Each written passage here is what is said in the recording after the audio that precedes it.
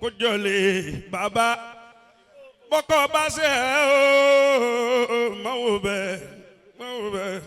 Ile Ọpọlọ kojole baba Ile Ọpọlọ riwaya tí mo wí ibi tó ti ṣẹlẹ̀ ibi tó ti kọ́kọ́ ṣẹlẹ̀ ni kitabu la rayba fihi hudan lil muttaqina. Èmi náà wá ń wí fún yín lónìí ilé ńlá lẹ ti jáde ilé alùbáríkà lẹ ti jáde ilé èrè lẹ ti jáde alukurani náà fi bí wa alukurani náà fi tọ́ wa ẹ má ṣe ṣe ọmọ ilé ńlá ńlẹ ọkọ.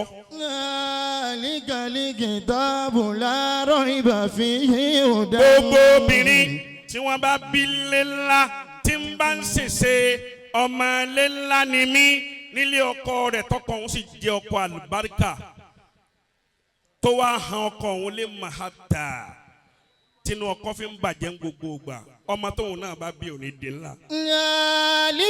kitabu la rayba fihi hudan lil muttaqina.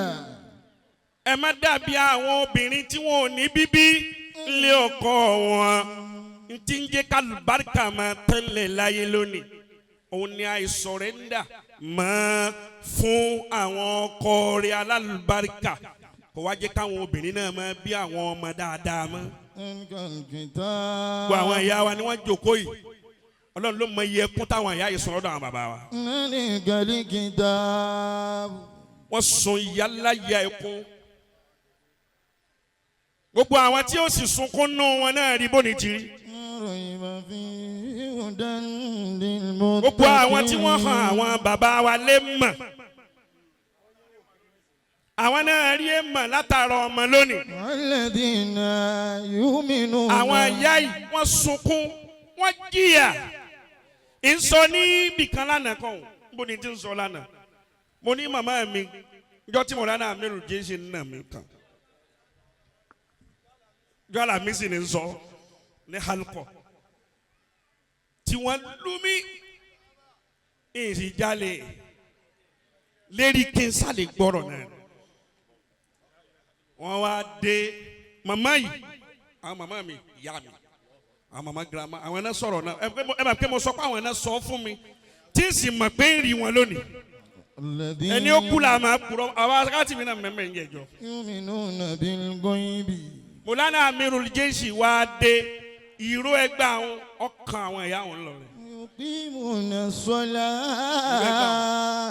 Kò sì tí ì sí fóònù kò tí ì sí kankan gbà náà. Girama wa ń sọ pé àwọn náà wá ń pàtàn náà fún mi nígbà tó ní rí bó ti rí wọ́n ní kí n bẹ́ nìkan wí ni. Wọ́n wá ní àtìyá wa Alanamu àtìyá wa ní ilé onímọ̀ọ́gó. Ayuma badira monero jama ati. Sebe ẹlẹ́lẹ́kẹ́ tó bẹ́ẹ̀. Ẹja alubari ẹlẹ́kẹ́ igan. Sebe ẹlẹ́lẹ́kẹ́ nísìn gbogbo olóríire náà ni ó dà níyẹn pé kò wọ́n kí yín. Ayuma badira monero jama ati. Bẹ́ẹ̀ bá ní kíláàsì ilé kò ní sẹ́rí oko kíkà ọ̀rọ̀run gbogbo ẹni Ọlọ́run máa pè síbẹ̀ ẹ máa kí torí pé olóríire lẹ́yìn náà nù ní. Manakaso hu ramanu ahuwa manaroti. Obìnrin ṣe mọ́lẹ̀ fáyé ó tó ń tá àmọ́ dúpẹ́ fún. Huwa murshidu wa muadibu wa mubaligu. Kìí ṣe pé ẹ̀ka jẹ́ mọ́lẹ̀ lásán bẹ́ẹ̀ bá tẹ̀lé ayé tiẹ̀ náà yàtọ̀. Huwa munkizul juhaliduna huzalati. Ẹ̀rí wọ́n tún fáǹsì ẹ̀rí mímọ́ nù o. Láyìí. Ọbẹ̀ náwó sí tẹ́lẹ̀ ni. Ìyẹn pẹ́sọ́nà náà ni ó gbowó lọ́wọ́ Ètò sẹ́ẹ̀. sí ọdí òní yóò tún sí ọ̀nù. Àṣé mo mọ wádìí ni. Ọyá yìí ń gbọ́ lọ báyìí. Huwa murshidu wa muadibu wa mubaligu. O ti wí mo sì ti tú. Huwa munkizul juhaliduna huzalati. Ẹ̀yin yọ àwọn èèyàn kó nú òkun. Bí lè bá tẹ̀lé kó tóbi tó wè bí àgbákò ń bẹ̀ ni. Bágbákò bá jáde mi ò lè borí kọ́lé ni òun jẹ́. Ẹ̀yin wa bàjẹ́ ó tún fún wa ní mọ̀kánù tó tóbi lọ́nà mọ̀lété ẹ̀ ní sófòsà. Yabunal karim. Tọ́ ẹ wo ore tó ṣe fún yín. Mo sì tún fún àwọn òbí yọ̀ yín. Yabunal karim. bó ti tóbi tóun ilé wọn mọ̀ dáa wọn ò sọ bẹ́ẹ̀ fún yín. Yabunal Karimi. bọ́lá ti sàánú yìí kì í ṣe pé inú kòkò dúdú kan lẹ̀kọ́ funfun ti jáde bí wọ́n ti rí ilẹ̀ yín náà lẹ́ rí. La anta ala najdata. ó tún wá ṣe àyè yín láyè tó ga tí gbogbo ti jẹ́ ayé tó tóbi ìhun kálukú wá rí fún yín ni. Lakabaja tan yaman anarita madinati. gbogbo ẹni ẹ̀fọ́ anádẹ́nu ayé rẹ̀ ṣé kò ní máa sọ̀rọ̀ òun náà máa ṣàdúrà kẹ́ ẹ mọ́ di ìbànújẹ́ ni. Antalimu alimu. nínú ọdún ẹ máa gbẹ́ran ẹ máa gbé kínní ọyẹ iná ẹ máa lọ mọ́ká ẹ lọ́ọ́ ra mọ́tò ọyẹ gbé wá kí. Antalimu alimu. Antamatu yiliwara. gbogbo àwọn tí kádàrá wọn bẹ́ẹ̀ bí ká máa fẹsẹ̀ ní apọ̀ gan. Bil ilmi ya bushirakum bi sa'adati. àmọ́ sẹ́yìn lélẹ́rìíre tó ti pé gbogbo ẹni tí bẹ́ẹ̀ pátá àwọn náà lè Alikali ṣe. alo anasialu. gbogbo olóríire dákun tẹ́wọ́ tẹ́wọ́. Alo anasialu ayutila hayatakum. ọjọ́ bí ṣe ń ṣe yìí o ọ̀kadà lọ́kọ́ fi gbèsè ayé rẹ̀ ṣe àti kọ̀ńdọ́tọ̀ òun náà padà wá mú máìkì lọ́wọ́. Iṣẹ́ àwọn kàwé rẹ̀ nù. ọ̀ya. Ayutila hayatakum bil fadli wal ihsani duna tazaati. abẹ́ ló kọ́ tó tóbi nì kọjọ jàre kọ́mọ yu eriri kó nu ayé yìí. Amina ya Allah. kò ti ṣe bẹ́ẹ̀ mọ́ ọ ṣẹlẹ̀ sáwọn kan kò ní ṣẹlẹ̀ sẹ́yìn láéláé. Olamawu. Mèsèmédè wádìwé àti líbíbòtúwe dìmíté màjẹ̀bíọ́dù máwù gbẹ̀sẹ̀mítọ̀ ènìyàn ọlọ́mẹ̀mítọ̀ ènìyàn màjẹ̀bíọ́ Miome. májẹ̀ bá wọn ké. Àmì yóò sunkún dandan ni. yóò sunkún dandan ni. Wàláì. Sunkún dandan ni. yóò sunkún dandan ni. gbogbo ẹni bá ro kúrò yìí. yóò sunkún dandan ni. olówó rí kò lówó rí. Dandan ni kó sunkún owó. ọlọ́lá rí kò lọ́lá rí. Dandan ni kó sunkún ọlá. ó bímọ rí kò bímọ rí. dandan ni kó sunkún ọmọ. gbogbo ẹni bá ro kúrò yìí yóò sunkún dandan ni. bisimilá. Ajitọ́ yé. ẹ jọ èmi mo fẹ́ gbé fún yín àbí fóònù yín ò ní sọnù bẹ́ẹ̀. أعوذ بالله من الشيطان الرجيم بسم الله الرحمن الرحيم إن مثل عيسى عند الله كمثل آدم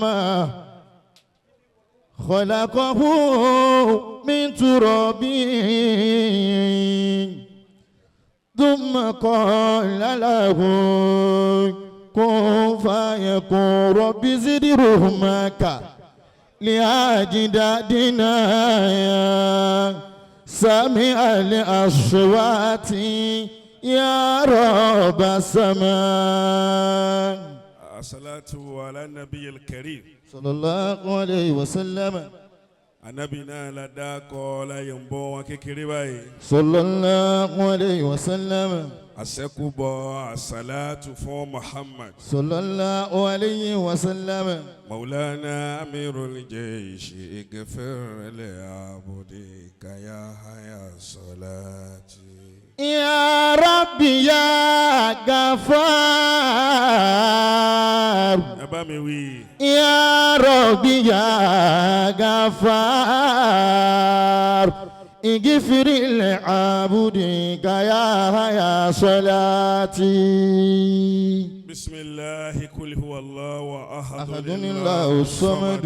Lam yalid wa lam yulad wa lam yakun lahu kufuwan ahad. Pẹ̀lú àṣẹ àwọn afánlánlá tí wọ́n ń bẹ ní ìkàlẹ̀ lónìí. Salamun alaykum sunnatun nabawiyyatun. Mo kí àlùfáà wa bàbá. Salamun alaykum sunnatun. Bàbá wa Tẹ̀fútù. Nabawiyyatun. Fáwa ọmọlẹ́kẹ́. Sunnatun nabawiyyatun. Dókítà wa Al-Qarawi. Sunnatun nabawiyyatun.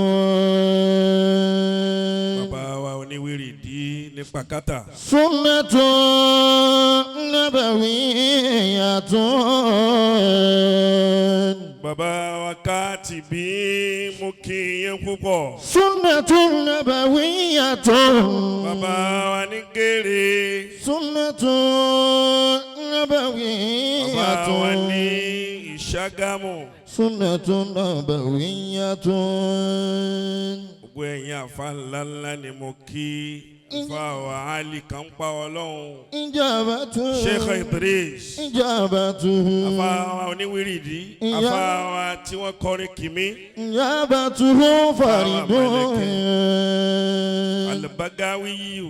Ijabatu faridun. Àfáwọn Armiyau. Ijabatu faridun. Gbogbo ẹ̀yin àfa Abdulrazak. Ijabatu Fáwọn ní Balógun. faridun ni. Nàbàání. Ala kulli muslimin. Kọ̀mándà kọ̀mándò kọ̀mándùdù. Ijabatu faridun. Ọkọ ìyàwó àwétìn. Ijabatu faridun. Kọ̀mándùdùdùdùdùdù. Faridun ni. Ala kulli muslimin. Ọmọ ìyá mi Dr. Alkali. Faridun. Àfáwà Ahmadu Ikoko. Ala kulli Lókòkò. muslimin. Bámi yìí. Ala. Gbogbo yín pátápátá ni mo kí. Kulli muslimin. Gbangba làṣáàtà. Ala kulli muslimin. Gbogbo yín ni mo kí, gbogbo yín pátápátá mo kí. Ala kulli muslimin. Mo tàtàrà tiyín. Maulana Sheikh Sarumi. Ijabatuhu faridun. Òkúta àná ibi àná náà ni. Mo kí yín púpọ̀. Ijabatuhu faridun. Mo kí Ajé Mudathir Meikudi. Ijabatuhu Bayaruba. faridun ala Àwọn náà ní wàásí ni. kulli muslimin. Wọ́n sì ti ń pè wọ́n látẹ̀ẹ̀kan.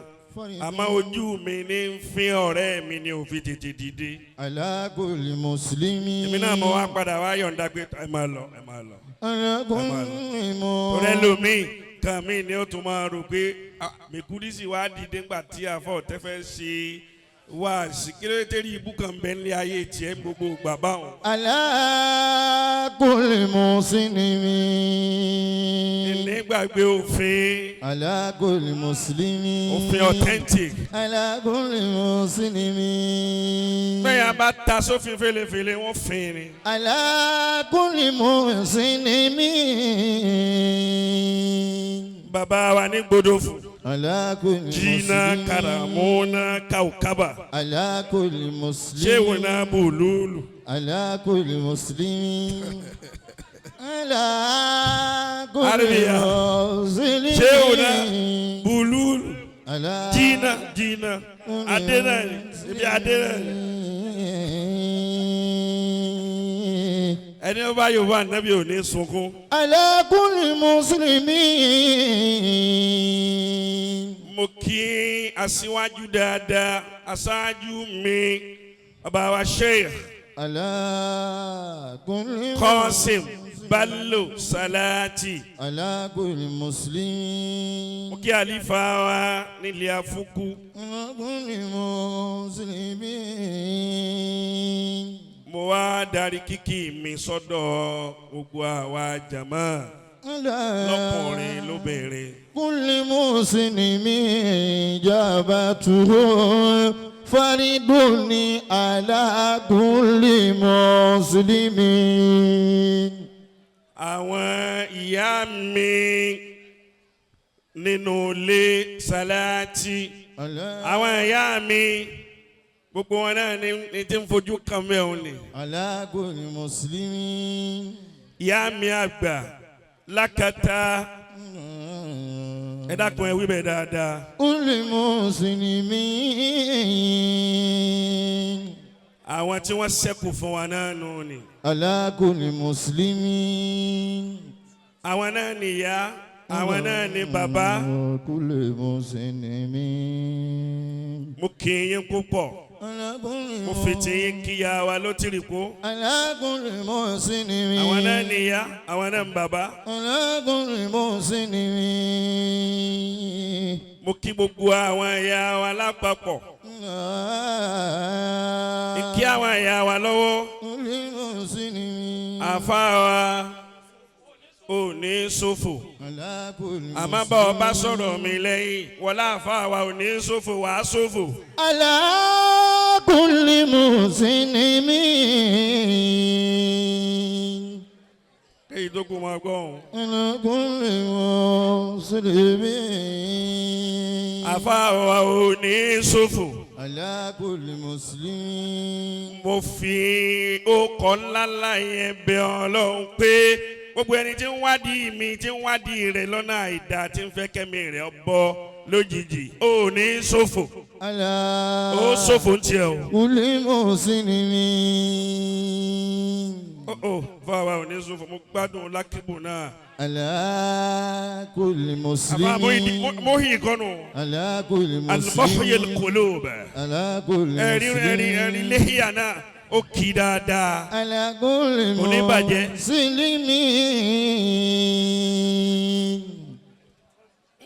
ala kulli muslimin. ijabatuhu faridun. mo kí inú ilé wa nílé Afunku èyí tí ó dùn mọ́ àwọn bàbá tán ṣẹ́kù yìí bàbá wa Abdulkadir àti bàbá wa Abdullah èyí tí ó dùn mọ́ wọn púpọ̀ ní wípé kí n máa wí gbólóhùn yìí fún lé wa àtàwọn ẹni Ọlọ́run tí wọ́n sẹ́nu lé náà kí n máa wí pé Muhammadu Bello ya Rabbi rahamanihu Muhammadu Bello èyí tí ó dùn mọ́ àwọn bàbá yìí nìyẹn gbogbo ọmọ tá a bá máa rántí àwọn tó bí i máa la àwọn tó bí òwúwo ni òun náà tó wá wà lẹ́yìn wọn náà kò sọ máa rí ni àwọn tó ti lọ́nà lè dá èyí tí wọ́n fi ilẹ̀ náà wá dá. alhamdulillahi. Muhammadu Bello ya Rabbi rahmanihu muhibbul khairi aladire Afunku. muhibbul khairi aladire Afunku. àfàwà Túndé Balógun gbọ́dọ̀ má kí Túndé náà Balógun náà. muhibbul khairi. ó gbọ́dọ̀ ga jukọ ra wọn tànà kọ́ má kí wọn lọ. ó ní ga má bá wọn. muhibbul khairi aladire Afunku. ẹ bá wí. muhibbul khairi aladire Afunku. bọ́ọ̀ bá tiẹ̀ má gbogbo àwọn orin wájú yẹn tó bá ti sá máa jẹnu wíyéwíyé bọ́ọ̀ bá ti wá fẹ́ débi Afunku wá wí kọ́ lọ fà muhibbul khairi aládìyẹ Afunku. muhibbul khairi aládìrẹ Afunku. laqad zara alimaha zinaduna raibi. Muhammadu Bello aládìyẹ Afunku. Muhammadu Bello aládìrẹ Afunku. Waqadina lalhasa dama ziyada alali auladi Bello baba Afunku. alali auladi Bello baba Afunku. ẹ̀yin náà máa wí orin tẹ̀lé mi ẹ sì dúró lásán. alali auladi. alali auladi aládìyẹ Afunku. alali auladi Bello baba Afunku. sẹ́ẹ̀rì kéèyàn máa rántí àwọn tó ti lọ alibarika ó máa ṣẹlẹ̀ nù ayé yẹn. alali auladi. Waqadina lalhasa dama ziyada alali auladi ballo baba fuku. alali auladi ballo baba fuku. Wa minhum Sheikhuna Abdul Kabiri. Wa minhum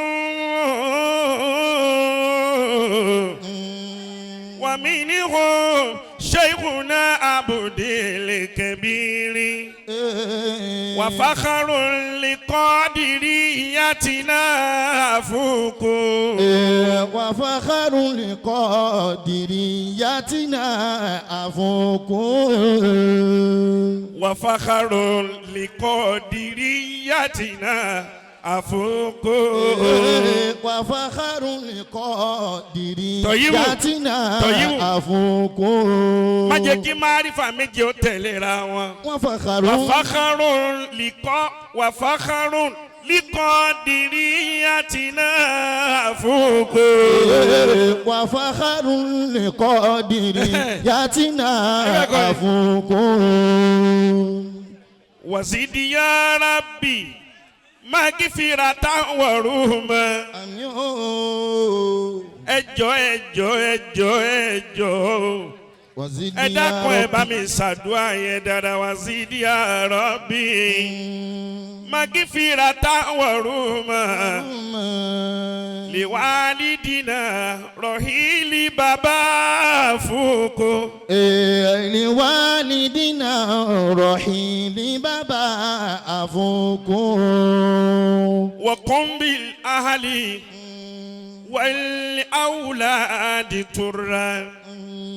Ilahi warhaman baba afuku. Ilahi warhaman baba afuku. Muhammadu ballo ya Rabbi ramanihu.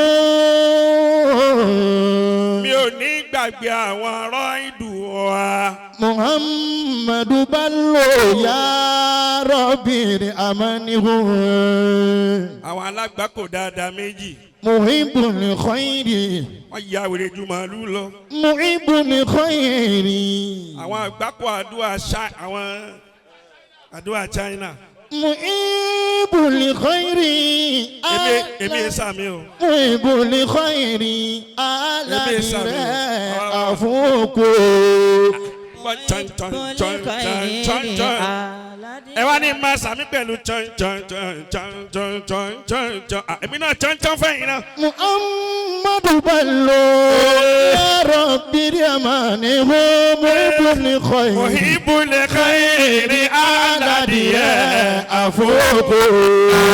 Muhibbul khairi aladiye afuku. Tí n bá rẹ́ni tó bá mi wí dáadáa nínú yín kí n tó máa lọ ẹ máa tó máa ṣẹlẹ̀. Lakodi sọ̀rọ̀ alimọ̀ asinadu nọ̀rọ̀ ibi. Muhammadu ballo aladire afoko. Muhammadu ballo aladire afoko. Muhammadu ballo. Muhammadu ballo. Muhammadu ballo lolololo. Muhammadu ballo aladiye afoko. Muhammadu ballo aladiye afoko. Mosego.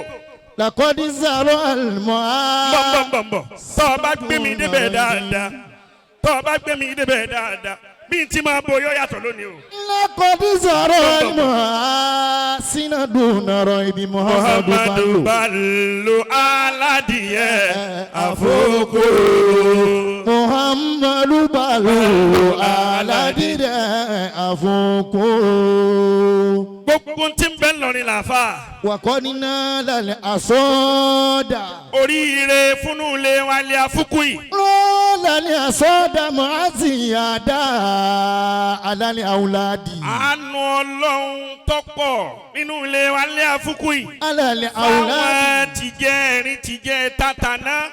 Wọ́n kọ́ nínú lálẹ́ àsọdà máa sì yàdá alali auladi ballo baba afuku alali auladi ballo baba afuku inú ilé alùbáríkà nílé wa níyà. lakodi zaro alima sinadu naroibi. Baba wa jẹ́ àfukúrẹ́. Muhammadu Bello. Muhammadu Bello. Muhammadu Bello. Aladire afuku.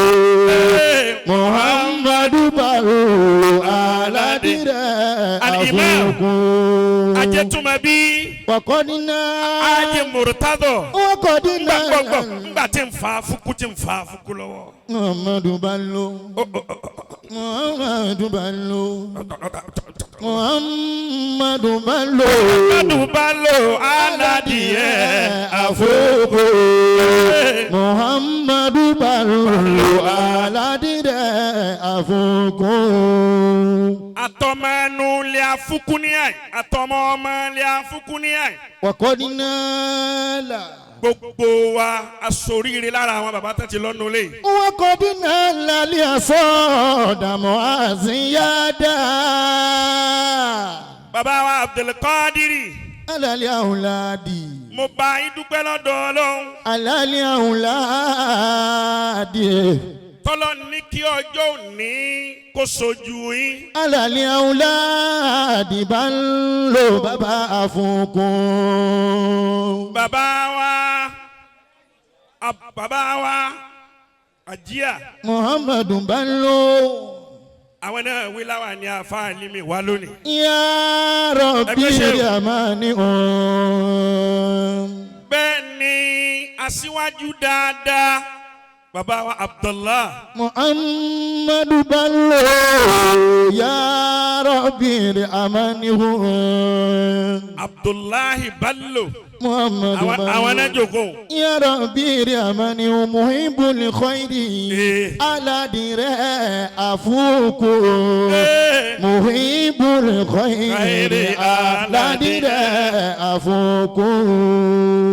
Àwọn èèyàn dá wọn mọ̀ pé wọ́n pọ̀ bá ti jókòó. Lakodi zaro alma sinaduna roibi Muhammadu Bello. Aladire afuku. Muhammadu Bello aladire afuku. Ẹ wo Muntushi. Lakodi zaro Ẹ wo Muntushi. Lakodi zaro alma. Ẹ̀rí kan mo fẹ́ máa yìn wọ́n. Wọ́n wá ní kí n stop yínyìn tàwọn àwọn láwọn aṣáájú London. Lakodi zaro alma asinaduna roibin. Tí wọ́n sì ti di nǹkan, tí wọ́n sì ti jẹ nǹkan, tí wọ́n sì ti dà nǹkan. Mo lẹ́ mọ̀ wọ́n púpọ̀ àwọn tí ń bẹ ń bí ẹ̀ mọ̀ wọ́n o. Zaro alma asina. Wọ́n pọ̀ jágbajàgba. Duna roibin. Muhammadu Bello. Nàìjíríà kan, Àbújá kan, Afuku kan tó jókòó yìí. Aládìyẹ àfọkù. Tí èèyàn bá dé ọ́fíìsì wọn l'Àbújá, ó máa fọ́. Zaro alma. Ó tiẹ̀ lè wọbẹ̀ anyhow. Ó lè wọbẹ̀. Zaro alma. Bí kírímìnà bá ya wèrè tí wèrè rẹ̀ tó gbẹ́ni tó gbé pílò. Ọ̀dọ̀ wọn náà wọ́n kó lọ. Lakodi zaro alma asinaduna roibin Muhammadu Bello. Baba dá nǹkan mọ̀, dá nǹkan mọ̀. Àfọkù. Àgbákò èèyàn ló jókòó. Nala alma asina. Àgbákò dáadáa nípa. Nana le asoda ma asiyada. Bọ́ọ̀ bá ṣe wèrè ó ṣe wèrè tí ń ṣe wèrè rẹ̀. Wakodi nala le asoda ma asiyada alal auladi Bello baba. Bọ́ọ̀ wá sí kàmọ́ fẹ́ kẹjá mú bẹ́ẹ̀ mo wá fẹ́ máa kí wọ́n kí n máa yìn wọ́n. Wọ́n láwọn brothers ní labroad. Nala le asoda ma asiyada. Baba Ajé Abdul Fatai London. Ajé Abdul Karimi ní Germany. Ajé Abdul Ghani. Nala le asoda ma asiyada alal auladi Bello baba. Ajé Abdul Razaki lawyer. Nala le asoda ma asiyada. Ní Russia. Nǹkan pọ̀ ní Afukufa. lálẹ́ àsọdá máa sì àdá. Afukuni Germany. Afukuni London. Afukuni Russia. Afuku l'Abuja. Nálálẹ́ àsọdá máa sì àdá. Alálẹ́ àwòládì balo bàbá afuku. Alálẹ́ àwòládì balo bàbá afuku. Ẹ̀yin ajánásì tí mo ní kẹ́ máa jánásì. Lakọ́dí. Máa tẹ̀sí níbi ìní tẹ̀sí yín o. Zara al-ma'asina duna raibin Muhammadu Bello. Kí wọ́n mà ní gbogbo ayé wípé kìí ṣe pé. Lakọ́dí zara al-ma'asina duna raibin Muhammadu Bello. Aládìyẹ àfọkù. Muhammadu Bello aládìyẹ àfọkù. Ọlọ́run wá fi gbogbo yín ó fi kẹ́ wa ó fi ṣàánú wa. Kọ́dínà lálẹ́ àsọdá máa sì yàdá. Alájí wa Bọ́lájí ni. Wàkọ́dínà lálẹ́ àsọdá máa sì yàdá. Ají Bọ́lájí. Sẹ́ẹ̀rì ntí mo rí màmá kì tí mo rí Ile Afunku ni pé wọ́n ekuru bẹ́ntẹ́ púpọ̀ mbẹ́. Lálẹ́ àsọdá. Wọ́n agàtán yányán. Lálẹ́ àsọdá. Gbogbo ẹ̀hànà tó bá ní bó ní tọ́lọ́hún bó ní tànàbí wọ́n kàn di àwọn Afunku sí. Yọba fún lọ́rùn yọba. Lálẹ́ àsọdá máa sì yàdá. Bello bàbá Afunku. Alálẹ́ àwùládì Bello bàbá Afunku. Seko ọjà dáadáa o. Lakọ́dí zaro al-ma'asina dúnà rọ̀yìn Muhammadu Bello. Aládì Afunku. Ìyàwó là ń ṣe kẹ́. Muhammadu Bello. Sàyí títí ní kí n fa játọ́ yẹn ni. Afunku. Ilé mo wà máa fa. Wọ́n kọ́ dínà lálẹ́ àsọdá máa sì yàdá lálẹ́ àwùlá. Bello bàbá Afunku. Bẹ́ẹ̀ ni gbogbo ẹ̀yin máyàn tẹ̀ ṣẹ́kù. Kátó wá ní Ájì Ismail. Lálẹ́ àsọdá. Èmi àti ọmọ ìyá mi wàzírì mi Sheikh Nasir. Lálẹ́ àsọdá. Níbi kankan táwa ti máa ṣeré ńgbà táwa ń kékèké. Ọ̀dọ̀ Ismail yìí ni. Lálẹ́ àsọdá. A ṣeré débi kan a bá tún yọ owó ẹ̀sẹ̀ síra wa. Lálẹ́ àsọdá máa ziyada. A lù nílùkulù ń jọ mi. Lálẹ́ àsọdá. Afa òun náà lówó ata. Lálẹ́ àsọdá máa ziyada lálẹ́ àwùládì Bello bàbá Afunku. Níjọ́hun maka níyì títí di sínú yóò sì máa níyì láéláé. Àmọ́ níjọ́hun ìyá wa kan nù léyìí bóyá orogún àwọn màmá tiwa ni. Wọ́n wá ra tọ́ì mọ́tò tọ́ì tó ní agbára.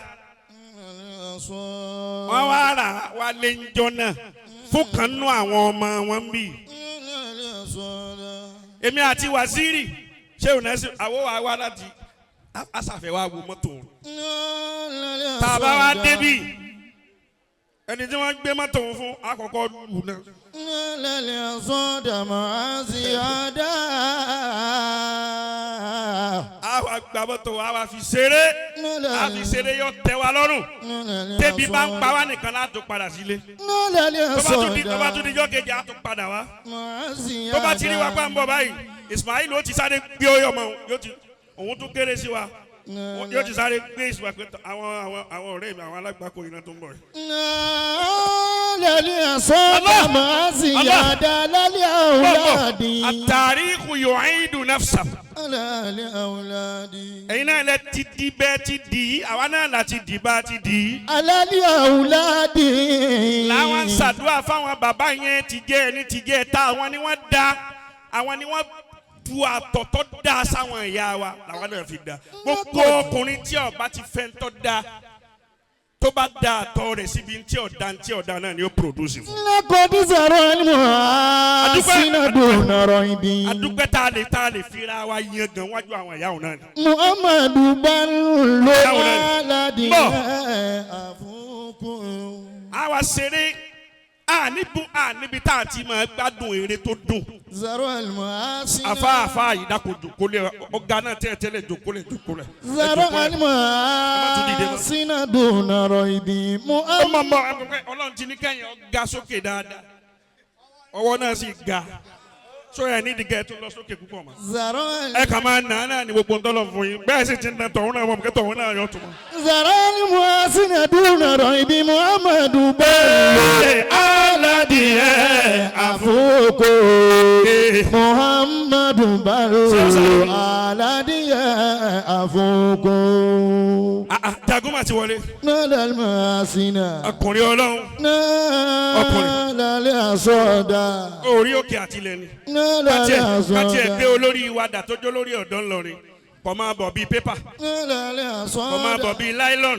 Nálẹ̀ asọ́dà. ó dúró tán èrí gbówó lọ ọwọ́ gbówó lọ ẹsẹ̀ gbówó lọ ikùn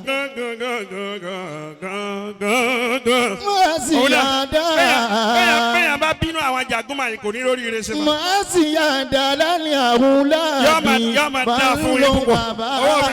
àfúnkò. alálẹ̀ àwòládì balo bàbá àfúnkò. dókítà ẹni ọba Yorùbá ànábì náà fojú rí dùnú. Nálẹ̀ sọ́dà. ẹni ọba Yorùbá ànábì náà fojú róore. màá sì yá dáa. mo wá ní wàmí ní hó. Sheikhuna Abudil Kabiri. ومنهم شيخنا عبد الكبير وفخر لقادريتنا أفوق وفخر لقادريتنا أفوق فخر القادرية وصلاتنا ومنهم شيخنا Abudil Kabiri. ibi ó wọ Ọlọ́run ní máa gbé tó bá wù sí. inna sa'yakum la shatta. ọ̀nà ń kálukú ọ̀tọ̀ọ̀tọ̀ ni. Sheikhuna Abudil Kabiri. gbogbo wa náà kọ́ láàrin nàkan náà ẹlòmíì ó rìnà ọ̀tún ẹlòmíì ó rìnà òsì ẹlòmíì ó rìnà wájú. ntọ́lọ̀ tó fàyọ fún wa nílé wa nílé Afunku yìí.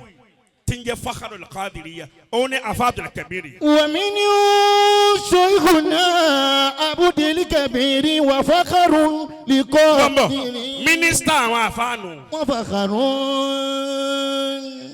مينيستا وافا lọ́dún tí ń bọ̀ yín wé láwà nínú. minhu shaykhuna.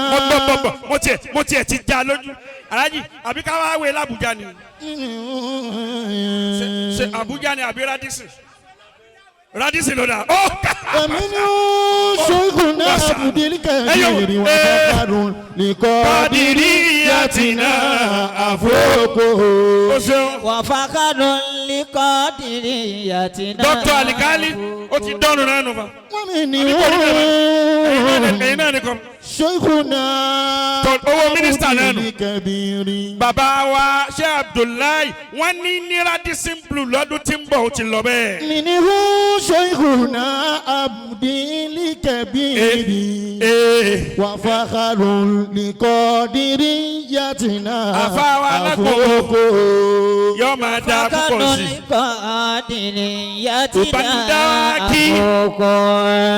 olórí ire ni. lọ́jà gbọ́dọ̀ Bandawaki wa kan náà.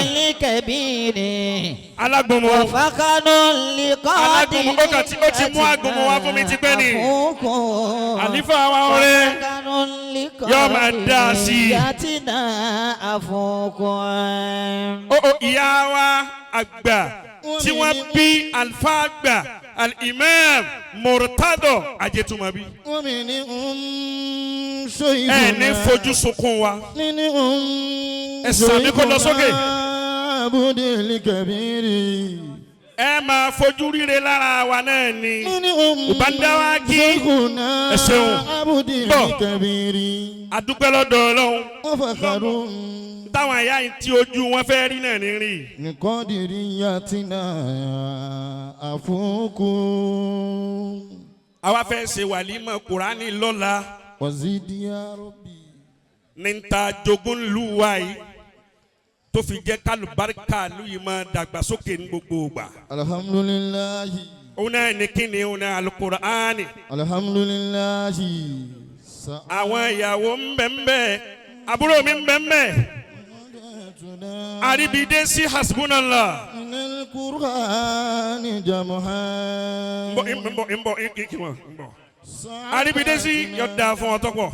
من القرآن جمعا تنال العزة من ربي الكريم Al-Qur'ani náà ni dùstúrù wa lórin ní àyè. سعادتنا kò sí tó jẹ́ kí lọ́rin ọmọ tuntun ní gbogbo ìgbà Al-Qur'ani ni. من القرآن جمعا Alif Lam Mim tẹ́ fẹ́ sókè ẹ̀ lọ́la tó já sí wípé dáírí ọmọ ìlú yìí tí ọba tí ì ṣe inú rẹ̀ ò ní dùn. Allah. kò ní àlàǹsì òun náà lẹ wá fẹ́ ṣe èyí làwọn tó ṣẹ́kù fún yín fẹ́ ṣe wọn ò rírú ẹ̀ ṣe lémi ìmọ̀láyé. La ilaha illallah. nígbà tí ilé ti dahoro wọ́n ti fàṣàṣì para wọn tán lé La ilaha illallah. wọn gbà fúnra wọn mẹ́ òun lẹ́yìn náà wá tún fẹ́ sókè rẹ̀ yìí àfi kẹ́ ẹ dúpẹ́ lọ́wọ́ Ọlọ́run tó ní kọjú òní ó sojú yín kẹ́ ẹ sì dúpẹ́ lọ́wọ́ àwọn tó ṣẹ́kù tí wọ́n mọ̀ fún yín. Alhamdulillahi. Alif Lam Mim dhalikal kitabu la rayba fihi hudan lil muttaqin alladhina yu'minuna bil ghaibi ويقيمون الصلاة ومما رزقناهم ينفقون والذين يؤمنون بما أنزل إليك al-abrar وما أنزل من قبلك asiri وبالآخرة هم Elakemawi. يوقنون أولئك على هدى من ربهم وأولئك هم المفلحون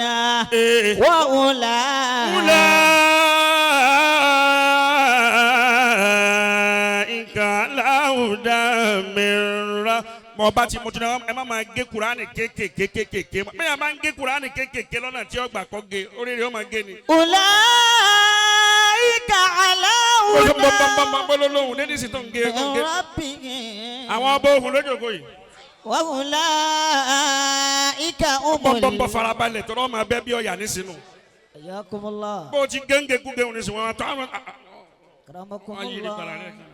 أولئك Alif Lam Mim dhalikal kitabu la rayba fihi hudan lil muttaqina alladhina yu'minuna bil ghaibi wa yuqimuna salata wa mimma razaqnahum yunfiquna walladhina yu'minuna bima أنزل إليك وما أنزل من قبلك وبالآخرة هم يوقنون أولئك على هدى من ربهم وأولئك أصلي جو سيو سالمي با فاجا تنيا سيو سالمي با فاجا تنيا ألف bọ́ farabalẹ̀ sẹ́. أكرمكم الله bàbá lówó dé wa tẹ̀lé wọn lẹ́lẹ́gbẹ̀gbẹ́ bàbá wa àlífà ayá mi àwọn náà tẹ̀lé Sheikh Sarumi lẹ́lẹ́gbẹ̀gbẹ́. أكرمكم الله èmi kékeré ń yé èmi wà yọrí tán díẹ̀. iyọ̀ díẹ̀ náà ni o torí àgbákò òkè ń bẹ bí gbogbo kìíní wò ti gùn náà ni tọ̀hún náà. alifu lam mim dhalikal kitabu la rayba fihi hudan lil muttaqin. èmi àti Sheikh Sarumi wọ́n bá di inú mọ́lúdì wọ́n wá gbé mi sẹ́gbẹ̀ẹ́ wọn ní aka Al-Qur'an aka aláìmọye ọdún bẹ́ẹ̀ ọ̀nà jìbì kọ́ sọ́dọ̀tù nàbá yìí ni. karamakumullahu. tani sọ pé nàjìbì. kò yí ọ dáadáa ni. alifu lam kéde ni kéde. dhalikal kitabu. ṣé o torí pé ríra ayé lónìí ma. la rayba fihi. ìwà ń jẹ́ kẹ́lẹ́ omi rò pẹ́pẹ́rẹ́ yìí wọn. hudan sọ́dọ̀tù nàbá yìí. lil tábà muttaqin. yìí ti sọ fún àwọn sàrò mi pé ẹ̀dá kù díẹ̀ díẹ̀ ẹsẹ̀ mi pẹ̀lẹ́pẹ̀lẹ́ o wọ́n wà láwọn ti gbọ́ wọ́n yà wèrè jù báyìí rẹ̀ jù. alif. ṣé o sàrò mi. akọkọ rọ àjọ mọ ọ̀rọ̀ àmọ́ a bá ti gbé àmọ́ yẹn dáza lónà nínú ànínàbá ilẹ̀ àbí mi wọ́n máa gbé tó bá dẹ̀ kan báyìí wọ́n bá lọ tán yányán. karamakumullahu. ìrora dúró ìrora bítọ̀ yìí bùtí máa ń ṣe lẹ́gbẹ̀ẹ́ àwọn àbú ó gbẹ́ tí ọ̀dà. alif lam mim. ẹ̀yin náà lẹ kú títí dì sí. dhalikal àwa náà la kú títí dì sí. la rayba fihi hudan Al-Qur'ani náà al-huruful muqatta'a. lil muttaqin. òun náà lẹ sókè ẹ lónìí.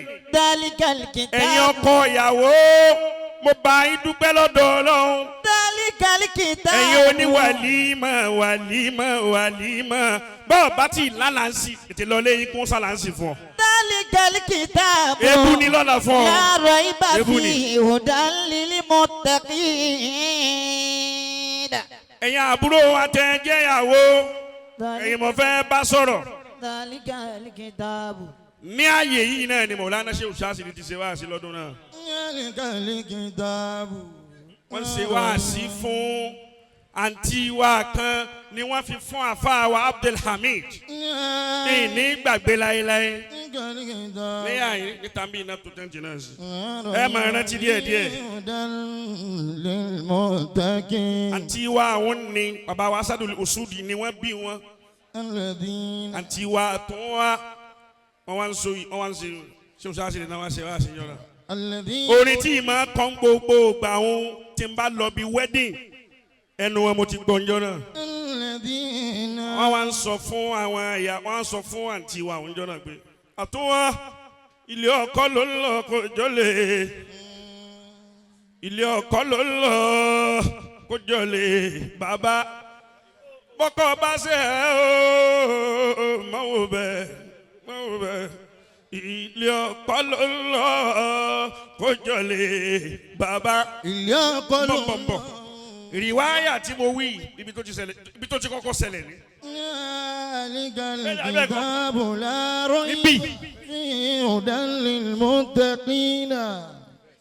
èmi náà wá ń wí fún yín lónìí ilé ńlá lẹ ti jáde ilé alùbáríkà lẹ ti jáde ilé èrè lẹ ti jáde alukurani náà fi bí wa alukurani náà fi tọ́ wa. ẹ má ṣe ṣe ọmọ ilé ńlá ńlẹ ọkọ.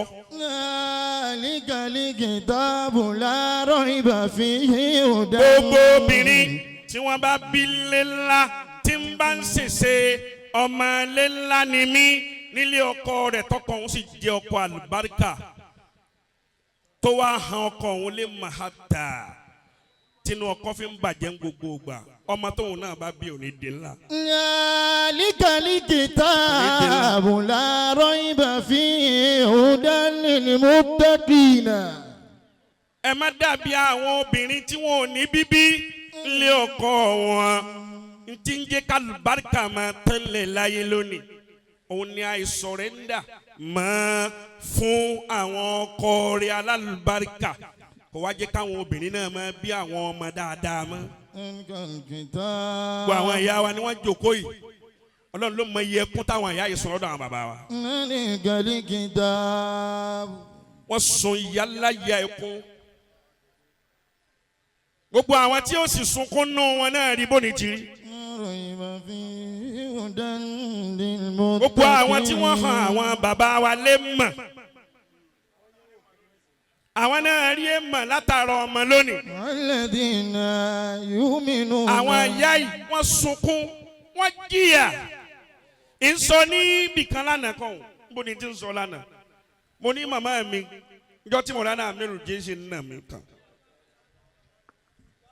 ìjọ àlàmí sì ní sọ ní halkọ tí wọ́n lù mí èsì jalè lérí kí n sálè gbọ́rọ̀ náà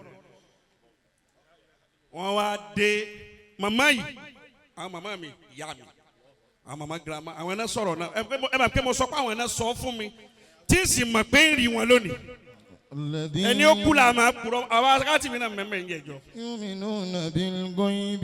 Mọ̀lánà Amirul Jayshi wá dé ìró ẹgbẹ́ àwọn ọkàn àwọn ẹ̀yà àwọn ńlọ rẹ̀. kò sì tí ì sí fóònù kò tí ì sí kankan gbà náà. girama wa ń sọ pé àwọn náà wá ń pàtàn náà fún mi ńgbà tó ní rí bó ti rí wọ́n ní kí n bẹ́ nìkan wí ni. wọ́n wá ní àtìyá wa Alanamu àtìyá wa ní ilé onímọ̀ọ́gó àtàwọn ẹ̀yà wa tí wọ́n ṣẹ́kù àtàwọn náà wọ́n náà wá pè Mọ̀lánà Amirul Jayshi sáàrin báyìí. wọ́n wá ń bú wọn pé kí ló máa ń ṣe fún ọ tó lù ú tó báyìí kí ló ń ṣe fún ọ. wọ́n ní bí gbogbo àwọn tí ń sunkún Amirul Jayshi náà ń sunkún. wọ́n lábẹ́ ojú sí pàtàkì wọn sunkún débi kan wá ní. ó dá ìtìjọ́ kí n máa sunkún ni pé ẹkún tẹ̀ ń sun àwọn náà wọ́n sọ fún mi. lulu tí ń lu yìí kèétí iye yín ẹ̀yin màmá mi o. lulu tí ń lu yìí ó dọ̀la kó tó yé yín kẹ́ tó mọ̀ pé lulu tí ń lu yìí lílu tí ó fi wúlò fún yín náà. walladhina yu'minuna bima unzila ilayka. èmi ò sì mọ̀ pé àwọn ìyá àwọn gbé ìgbésẹ̀ kan gbà náà èmi ò mọ̀ kankan àmọ́ wọ́n fi sọ̀rọ̀ kan fún mi ní. wọ́n fi sọ̀rọ̀ kan fún mi ní. ẹ wo ẹkún táwọn ìyá yẹn sun lánàá àwọn obìnrin burúkú ti wá wà láyé lónìí. ẹ jẹ́ nǹkan márùn-ún nú àwọn àgbákò obìnrin tẹ́ ẹ gbọ́dọ̀ jọ. bẹ́ẹ̀yàn bá ti jọ̀kan nú ẹ̀ ọmọ òní lálùbáríkà. khayratu zawjati. Ìmáàmù Gazali ni wọ́n wí bẹ́ẹ̀. khayratu zawjati. àkọ́kọ́ nú àwọn obìnrin àgbákò láyé òun lóbìnrin kálí khinzir. khayratu zawjati. obìnrin tíṣe rẹ̀ bíi kẹ́tẹ́ bíi ẹlẹ́dẹ̀ ni. khayratu zawjati umma salihatu. àwọn obìnrin kan bẹ bí ẹlẹ́dẹ̀ ni wọ́n lẹ́yìn kí wọ́n jẹun gbìnàkú wọ́n bá jẹun tán bámu sí kan ìdọ̀tí ní gbogbo ìgbà kò ní mọ́. khayratu zawjati. àkọ́ńtà ìdọ̀tí nù lé. umma salihatu. ẹ wo àwọn ìyá wa bí wọ́n ti mọ́ títí dìsí. ẹ wo bí wọ́n ti fáìn títí dìsí. pẹ̀lú ọjọ́ orí ẹ wo bí wọ́n gbọ́ wọn ti rí. obìnrin bá ya ọ̀bùn láti kékeré yóò bá dàgbà bẹ́ẹ̀. ẹ bá ti rí àwọn ìyá kan tí wọ́n yọ ọ̀bùn nígbà tí wọ́n dàgbà wọ́n yọ ọ̀bùn láti kékeré. khayratu zawjati. kì í ṣe kó ti dàgbà ọ̀bùn ló sọ dàgbà. khayratu zawjati unna salihatu. kí ni pa wà fún àyílẹ̀ rẹ̀ sí. hafizatul ghaibi sadiqanitatu. láti kékeré ló ti bẹ̀rẹ̀ ọ̀bùn ẹ máa bá ń di odò tí ó máa jà ń gbogbo ìgbà ni. hafizatul yóò wá arúsọ máyà. ghaibi ọ̀bùn obìnrin wo obìnrin. sadiqanitatu. ẹsẹ̀ rẹ̀ ọ̀mọ́ rí. khayratu zawjati. yóò dọ̀tí ní kítakíta. khayratu zawjati. tẹ́ ẹ bá fẹ́ ma obìnrin ọ̀bùn ẹ tún máa ń bi mékọ̀pù rẹ̀ gan. Khairatu zawjati. Ṣé mékọ̀pù yìí fáyìn lójú àwọn obìnrin mi? Bí ọ̀bùn bá lo mékọ̀pù yóò rí bálabàlá bí ìwé ni. Khairatu zawjati unna salatu. Ẹ lọ wọ wọn lé wọn lásùbà ẹ̀rí tí ń wí. Khairatu zawjati. Ẹni ó bá Yorùbá ànábì ò ní sunkún. Unna salatu hafizatul ghaibi. Ẹ má jọ ẹlẹ́dẹ̀. Sọ́yìn. Mo sì ní ilé ọkọ lẹ́ńlọ ọkọ ìjọlẹ̀ àmọ́ ọmọ tó lé afúkú ni. Khairatu. Ó ti da gbogbo àwọn àbúrò mi ká ẹ̀. Khairatu zawjati. Kò ní da fúnrọ́. Khairatu zawjati. Olo mékọ̀pù ẹbí wọ́n ti ń dán bí kíláàsì. Khairatu zawjati. Ẹ̀yẹ́ má tún lo mékọ̀pù kankan mọ́. Khairatu zawjati. Ẹ ti wá ókè báyìí, ilé afúkú lọ́lọ́run ti ṣèyí fún wa. Salihatu. Ẹ wà àwọn ọkùnrin wọn náà. Hafizatul ghaibi. Sọ́yìn qanitatu. Ẹ má jọ obìnrin alikẹ́líbù. Khairatu zawjati. Ajánu ni. Khairatu zawjati. Ọkọ ò tí ní sọ̀rọ̀ kan yóò ti sọ mẹ́wàá. Khairatu zawjati. Gbogbo obìnrin tó bá lẹ́nu èébú burúkú sọ́kọ rẹ̀ àlùbáríkà tọ́lọ́run fún tọkọ fi wá sunkún tọkọ fi banújẹ́ ọ̀rọ̀ rẹ̀ tọ́mọ rẹ̀ ọ̀sọ̀rọ̀ ayé ti fi ń bù. Ala inna nisa. Ẹ tún ti ń lọ kàn ẹ̀yẹ lérí ibú yìí. Ọkọ ní ń bá rí wọn. A ní àwọn ọkùnrin ń pàṣẹ ẹ̀yin náà ń pàṣẹ ẹ̀yin kìíní kan kélébé yìí bẹ́ẹ̀ni kélébé yìí. Bẹ́ẹ̀ bá sì wo orí ọkùnrin náà kélébé náà. Ala inna nisa khuliqna shatta. Òfin ní ilé ọkọ lẹ́ńlọ ọkọ ìjọ́lẹ̀. Ilé ọkọ lẹ́ńlọ ìdí ń jẹ́ kí àgbákò kún ayé lónìí nù. Inna nisa. Ẹ wà lẹ́nu mi tí ọkàn lọ lé ọkọ. Ẹ má ṣe bẹ́ẹ̀. Inna nisa. Ẹ má jọ àwọn obìnrin tó ṣe pé kàlìkìrìdù. Inna nisa khuliqna shatta. Àwọn màmá tónítóní gbogbo ìgbà ni. Inna nisa. Kò ní yóò máa fún ọkọ jẹ torí kínníkínní tí ń mọ kínníkínní hùn yóò tún máa lọ gbé fún ẹlòmíì níta. Inna nisa khuliqna shatta. Animasa wọn nù. Faminhunna al-ghanimatu wal-gharamu. Àwọn eléyìí wọ́n ti pẹ́ títì gan ni. Wa minhunna al-hilalu idha tajalla.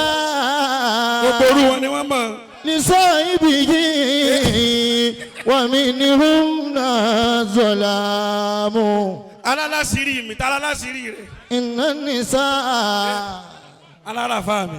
Inna nisa. Àwọn dókítọ̀. Inna nisa khuliqna shatta. Bó o bá mọ 500,000 tán ìyàwó oníyàwó fi ẹ̀yìn rẹ̀ kanlẹ̀ 50 naira wọ́n fi ṣe títì rẹ̀. Inna nisa khuliqna shatta. Àwa ní gbogbo kan bí ìfà ìwọ ọkùnrin. Ó lọ sí ọmọ wa ṣe bí pọ́ǹdán. Ọ padà ṣòfò lálẹ́ fa. Inna nisa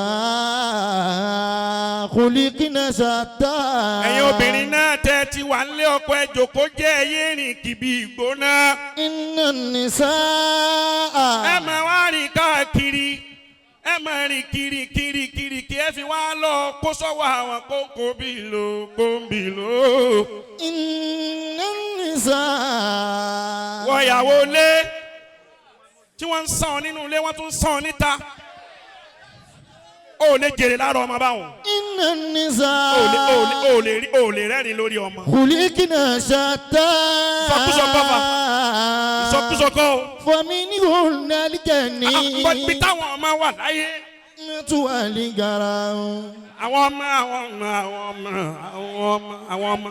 Inna nisa. Ọba yẹ pé ìtọ́ ń jẹ nù lé ọ̀ka ẹ̀ mọ́. Ṣé sálí àmàlà? Inna nisa.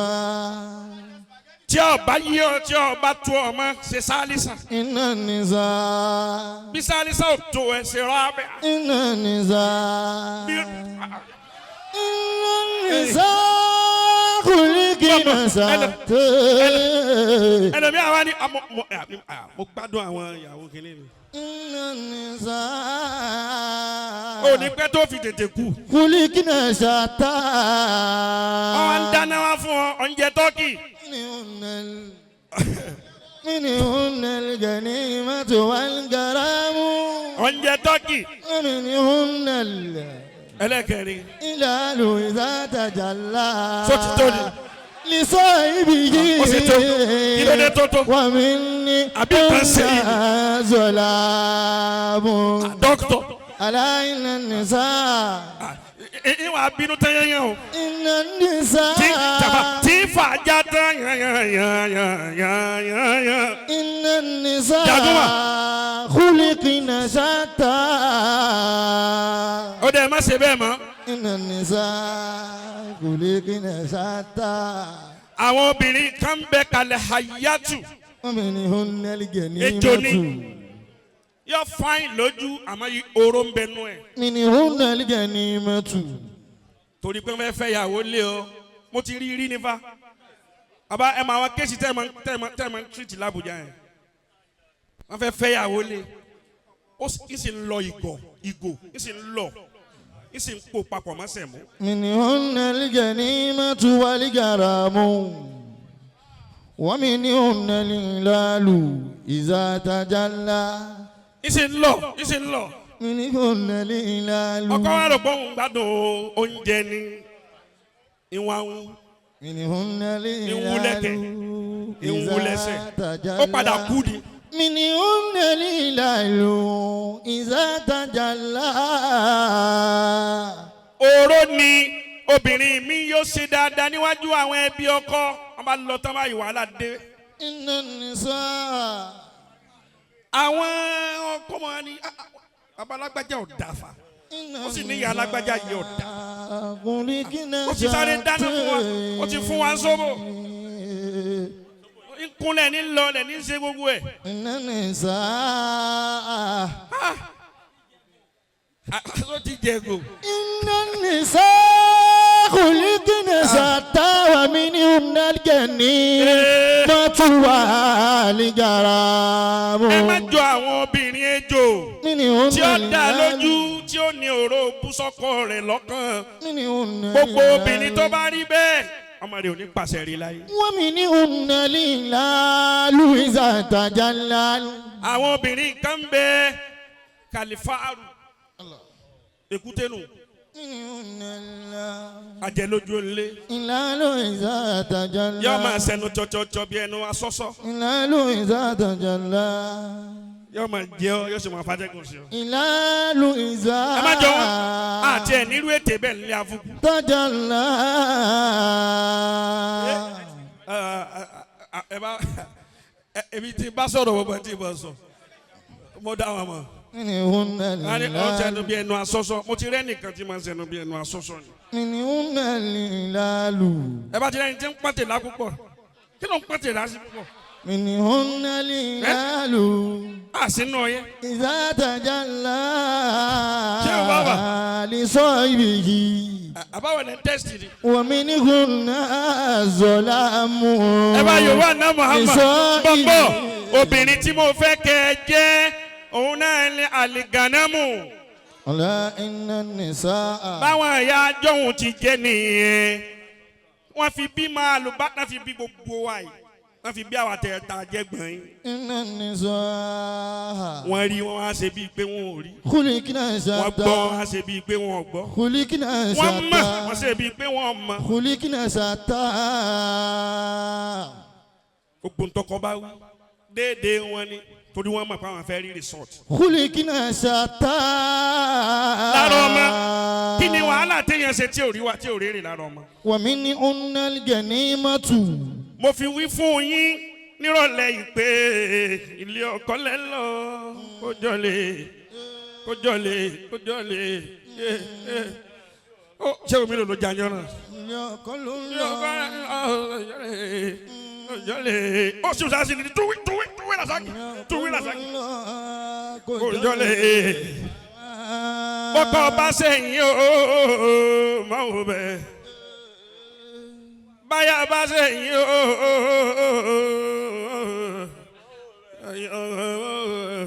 ilé ọkọ lẹ́lọ́ kó jọlé ilé ọkọ lẹ́lọ́ kó jọlé bàbá. ilé ọkọ lẹ́lọ́ kó jọlé. ilé ọkọ lẹ́lọ́ kó jọlé bàbá. ilé ọkọ. àwọn ìyá yìí láwọn ànáwó fún ni sùn àfi ká dùn wọn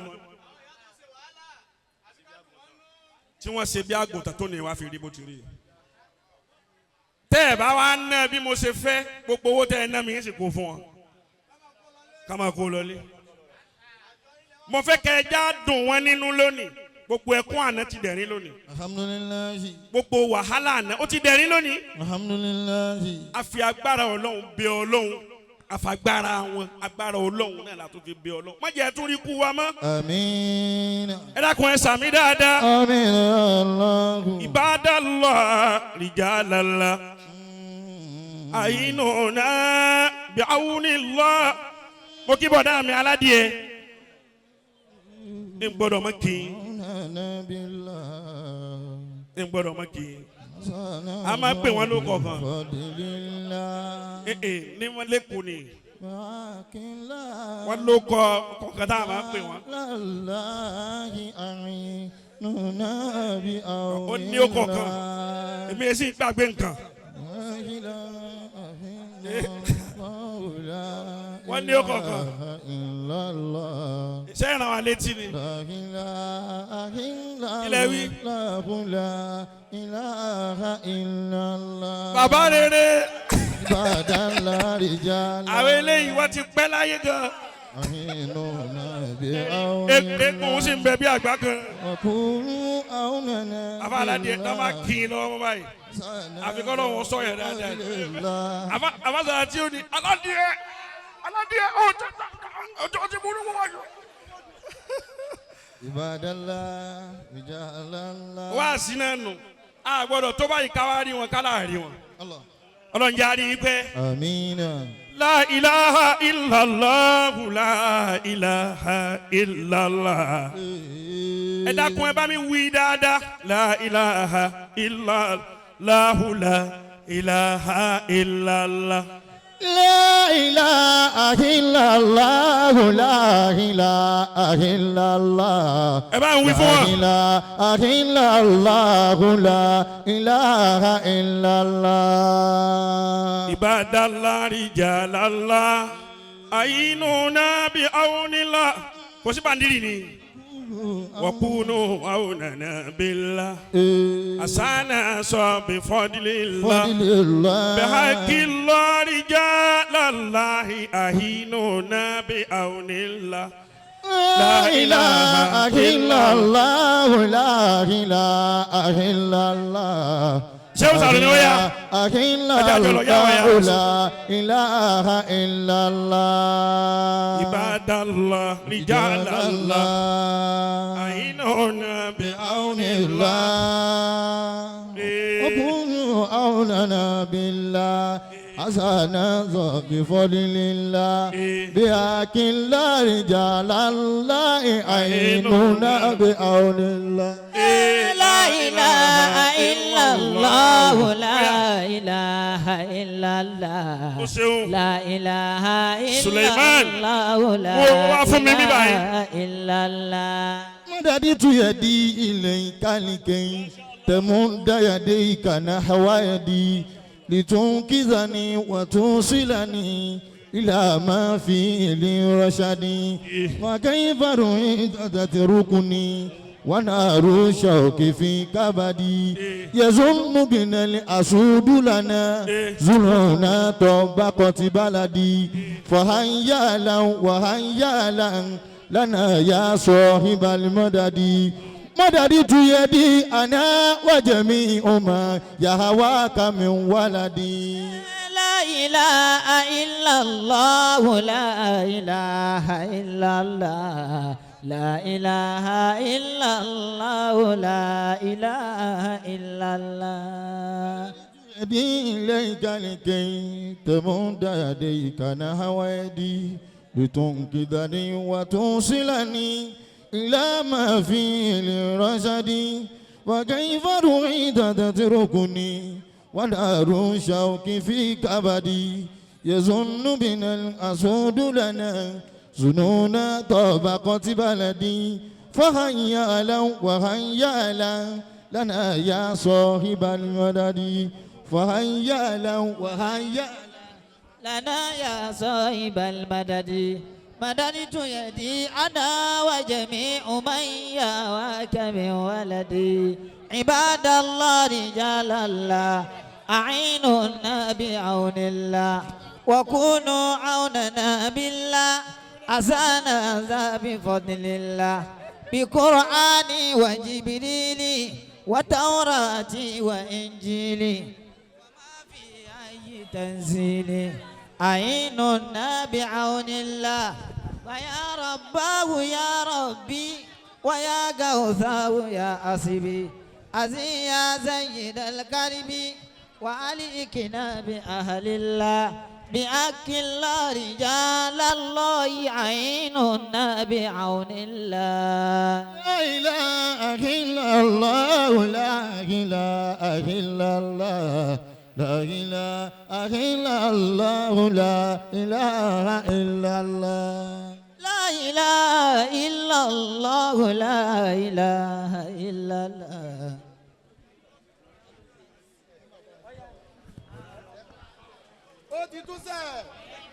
wọ́n ti tún ṣe bẹ́ẹ̀ fún mi sàṣà àlùbọ̀rẹ́ yìí ra kọ̀dí bọ̀dì lálù ní dúró fínà sùlí balibali ẹjẹ́ wà ní farabalẹ̀ jọ ní alẹ́ yìí a pàdé àwọn àlùfáà wa gbà àfa sàrùmí la pàdé lálẹ́ yìí Ile Afunku ẹ̀ ń dára púpọ̀ gbogbo òlú ló pé tiwa yìí ọlá abọ́lọ́hún ti sáyé yín lójú orí bẹ́ẹ̀ o ẹni mà padà síbú. akíwọlé àlùfáà wa gbà mọ̀tàdọ̀ ajẹ́tùmọ̀ bí. àwọn èèyàn ṣe á mímọ́ lọ́nà báyìí. ẹni mọ̀nira. ọjà àdùnnú ni wọ́n máa ń ná Ile Afunku ẹ̀ ní báwọn nájà àbànújẹ́. bákan náà àlùfáà wa gbà ó ní ṣòfò. kólórí yóò ṣe ámínà kólókè. ọlọ́run dákun má jẹ́ báwọn ṣòfò láéláé. nígbà tí wàásì ń lọ lọ́wọ́. akíwọlé bàbá mi àgbà oníwàásí àgbáyé. àwọn Afunku yìí mọ̀ tóbi púpọ̀. lábíà.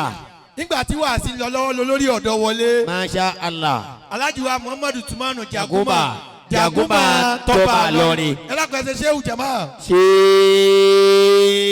bẹ́ẹ̀ ti lè ṣe Sheikh bó lórí ọ̀dọ́ mọ́ rẹ̀. Sheikh. Jaguma tọ́ba lọ́rin mọ́mọ́ dákọ̀. Wallahu yasimuka. minan nas. La takhafu daraka. wala taksha. Wala hawla. wala quwwata. Illa billahi al-aliyyil azim. Ọlọ́run dákun má jẹ́ apàdà sí ibú ọba Jaguma. Amina. nígbà tí wàásì ń lọ lọ́wọ́ bákan náà. àlùfáà wa gbà. Adi bàbá wa gbà my lord. my lord. bàbá wa gèrè. gèrè bàbá. yọmọ àwò pé sẹ́lẹ̀ yìí sì lọ léèrè báyìí. ọmọ gbé my lord fún wọn. ọmọ tí ń ṣẹlẹ̀ ní. èmi ti lọ opportunity privilege ńlá níjọ́ tí mo kí jímọ̀ lọ́dọ̀ yín. Allahu akbar. gbogbo tá a pè ní ti ń darí ìlú náà lọ́lọ́run kó sábẹ́ yín jọ náà. alhamdulillah. mo ní tó ṣébi táyì ti ń pàtẹ́ ni. Allahu akbar. ajẹ́pẹ́ ìgan ni my lord. akíkà. gbogbo àwọn my lord ó tò lẹ́yìn yín kírun ni. àlùfáà wa gbàngèrè. ẹ ní ṣòfò láéláé. ọlọ́dà kò má jẹ́ padà sẹ́yìn. bákan náà bàbá àgbà Katibi. masha Allah. kò sí àyè ń bọ̀ wá bẹ́ẹ̀. Abdulgani.